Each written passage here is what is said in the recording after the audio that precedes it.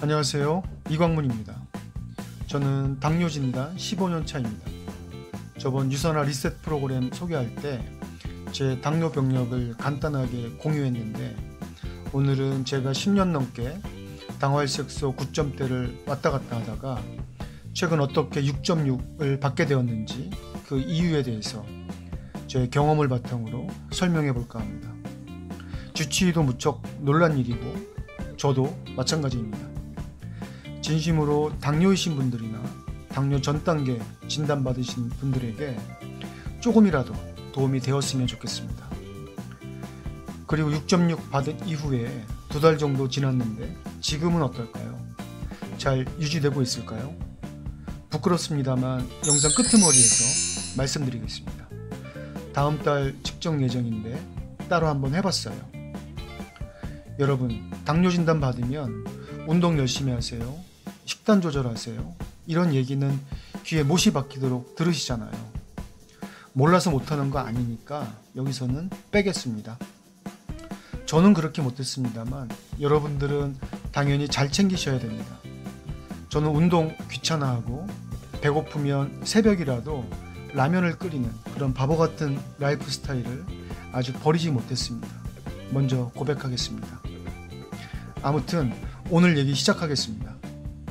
21세기 인류 최대의 적은 질병이라고 할 수 있는데, 그 중에서 성인병 하면 고혈압, 당뇨 딱 떠오르시죠.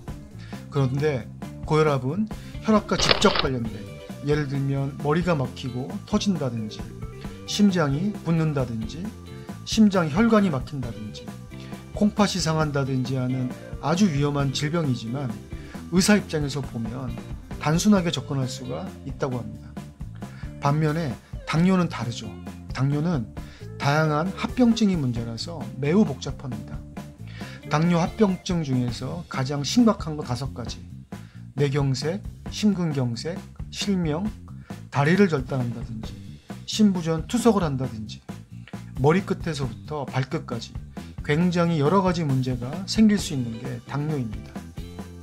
그래서 고혈압 진단을 받았다와 당뇨 진단을 받았다는 그 말의 무게가 조금 다르게 느껴집니다.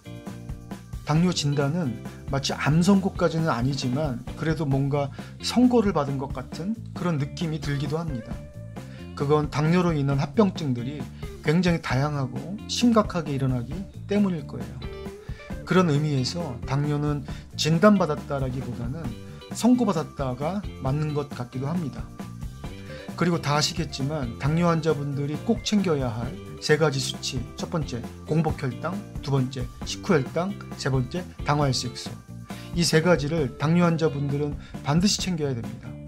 이 3가지 중에서 가장 중요한 것 하나만 꼽으라면 두말할 것도 없이 1년에 4번 측정하는 당화혈색소입니다.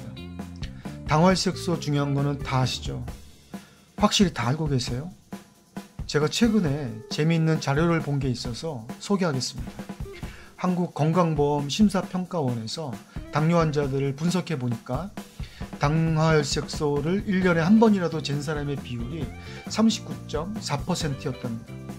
1년에 4번이 아니고 한 번이라도 잰 사람의 비율입니다. 당화혈색소는 1년에 4번이 정상입니다. 그리고 주요 7개 대학병원에서 1일 외래 당뇨 환자 249명을 대상으로 조사를 한 결과 당화혈색소가 뭔지 알고 있다고 대답한 분이 몇 %일 것 같으세요? 18%에 불과했답니다. 대학병원을 다니고 있는 당뇨 환자들 중에서 당화혈색소가 뭔지 모르시는 분이 82%였다는 겁니다. 그리고 이 18%의 당화혈색소가 뭔지 아시는 분들 중에서 당화혈색소의 정상 수치가 얼마인지 물어봤을 때 6.5라고 대답한 분이 14%에 불과했다고 합니다. 그러니까 당뇨 환자 전체 중에서 당화혈색소의 정상 수치가 얼마인지 아는 사람은 불과 6.1%입니다. 당뇨 15년차 입장에서 보면 깜짝 놀랄 일입니다. 당화혈색소 관리가 얼마나 중요한지 알 수 있는 임상 결과 하나를 소개할게요. 당화혈색소 수치가 9에서 7로 내려가면 당뇨 환자분들이 실명으로 갈 수 있는 당뇨 망막병증이 70% 감소하고 발이 시린 당뇨 신경병증이 60%, 당뇨 환자분들 투석의 위험이 있는 당뇨성 만성 신장염이 54% 감소한다고 합니다. 그리고 당화혈색소 수치가 6으로 맞춰지면 일반인들과 위험도가 거의 같아진다고 합니다. 이렇게 중요한데 많은 분들이 아직 모르고 계세요. 당화혈색소의 혈색소는 헤모글로빈입니다. 들어보셨죠? 헤모글로빈은 바로 적혈구인데, 그러니까 당화혈색소란 적혈구가 당화되었다. 우리 몸의 적혈구가 당에 절여졌다는 얘기입니다. 적혈구를 매실에 한번 비유해 볼게요. 우리가 매실청 만들 때 매실을 설탕에 오래 넣어두면 매실이 절여지면서 매실청이 되잖아요. 이때 설탕에 절여진 매실이 바로 당화혈색소입니다. 그러면 당화혈색소가 6이냐, 7이냐, 8이냐, 9냐 이렇게 숫자들이 있는데 이게 뭘 의미하냐면 혈색소 대비해서 당화혈색소의 퍼센트입니다. 내 몸 안에 매실이 100개 있다고 가정하면 그 중에서 6개가 절여진 매실이다 라고 할 때, 이럴 경우 그 사람의 당화혈색소는 6%가 되는 겁니다. 피 속에 당이 높으면 적혈구가 당화되는 퍼센트가 높아지겠죠. 설탕물이 얼마나 달달한지에 따라서 매실청의 정도가 달라지는 것과 마찬가지입니다. 당뇨는 당화된 적혈구의 퍼센트에 따라서 합병증의 정도가 달라집니다. 그래서 당화혈색소 수치가 중요합니다. 당뇨 치료에 직접적인 기준이 되는 게 당화혈색소입니다. 당뇨 진단 받으셨거나 전 단계 진단 받으신 분들은 반드시 기억하셔야 됩니다. 당화혈색소 수치가 9냐, 8이냐, 7이냐, 6이냐에 따라서 인생이 바뀝니다. 여러분의 당화혈색소 수치는 얼마입니까? 저는 말씀드린 대로 당뇨 15년 차입니다. 당화혈색소 최고 12.4까지 기록했었고 오랜 기간 평균 9점대를 꾸준하게 유지했던 사람입니다. 제가 최근에 당화혈색소 6.6%의 놀라운 체험을 하고 있는데, 지난 8개월간 내 몸에서 무슨 일이 일어난 걸까요? 이게 오늘 주제입니다. 제가 최근 8개월간 제 건강과 관련해서 했던 일, 첫 번째, 당뇨 처방약 복용하면서 유산화 리셋 프로그램 통해서 해독 진행했습니다. 먼저 참고로 제가 장기 복용 중인 처방약부터 소개하겠습니다. 저는 복합 혈당 강화제 하루 2000ml 고용량으로 복용하고 있고, 혈관을 확장하고 혈소판 응집을 억제하는 약, 신경세포 손상 방지를 위한 약, 콜레스테롤 합성을 억제하기 위한 약, 혈당을 소변으로 우회시켜서 혈당을 낮추는 처방까지 매일 장기 복용 중입니다. 그럼에도 불구하고 인슐린 주사제 처방을 지속적으로 권유받았습니다. 이유는 당연히 당화혈색소 수치가 상향 평균의 상태로 지속되었기 때문입니다. 그리고 두 번째, 유산화 리셋 프로그램 이후에 꾸준히 다음과 같은 제품 섭취했습니다. 이게 중요합니다.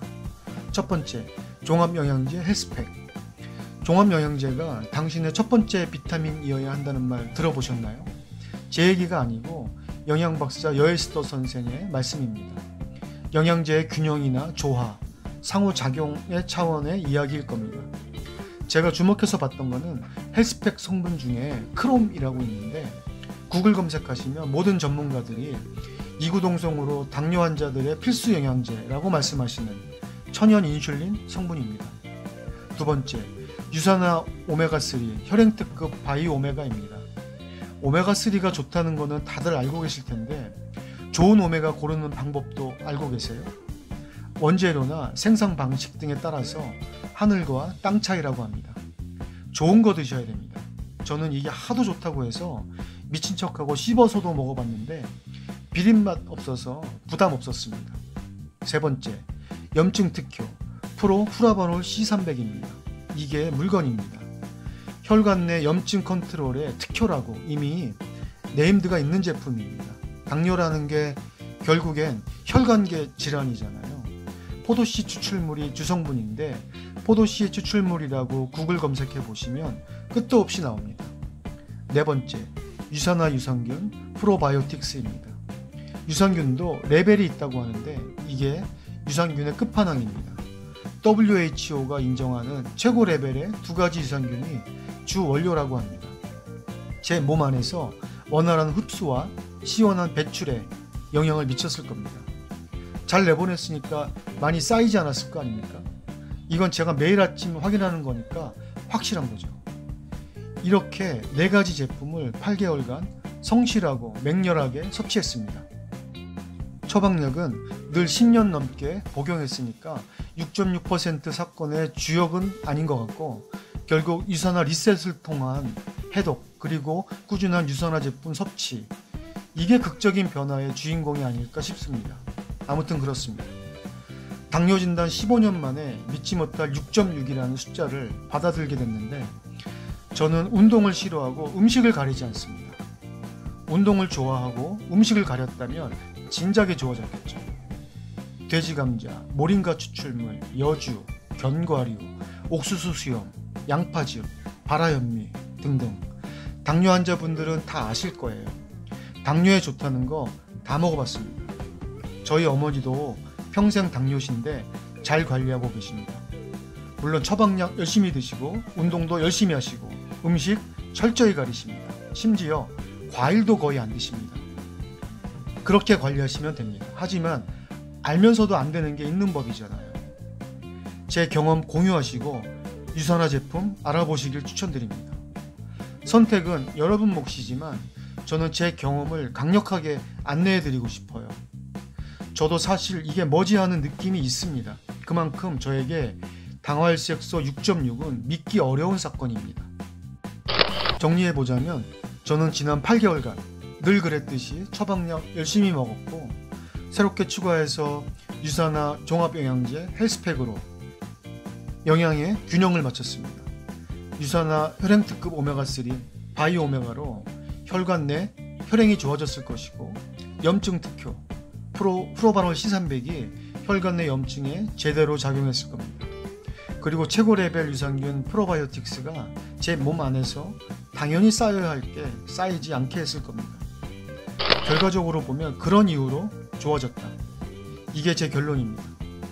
그리고 마지막으로 2개월 전에 당화혈색소 6.6의 흥분이 조금 과했는지 방심했는지 스트레스 때문인지 조금 컨디션이 떨어졌습니다. 반성하고 있습니다. 6.6 이후에 2달 지난 최근 저의 당화혈색소 수치는 6.9입니다. 분발하겠습니다. 감사합니다.